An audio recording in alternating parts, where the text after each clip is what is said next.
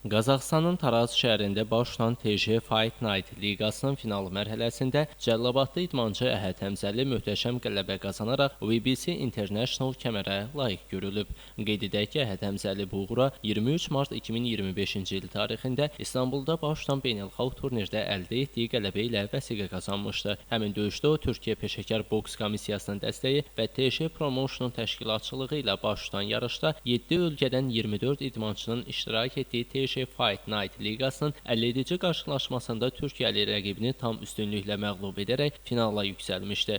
Finalda isə Əhəd Həmzəli rəqibinə heç bir şans verməyərək Azərbaycanı layiqincə təmsil edib və WBC International kəmərə sahib çıxıb. İdmançı doğma Cəlilabad rayonunda təntənəli şəkildə qarşılanıb. Mərasim Cəlilabad Şəhidlər Xiyabanının qarşısında baş tutub. Tədbirdə yerli idman qurumlarının rəhbərləri, məşqçilər və idman azərkeşləri də iştirak ediblər. Əhəd Həmzəli çıxışı zamanı bu qələbəni Azərbaycan ərazi bütövlüyü uğrunda canından keçmiş şəhidlərə həsr etdiyini bildirib. Qazaxıstanın Taraz şəhərində keçirilən IBO Dünya Çempionluğu döyüş gecəsində yer almışdım. Orada 8 raundluq döyüşdə rəqibi 4-cü raundda nokaut eləyərək WBC'nin International çempionu oldum, çox şükür.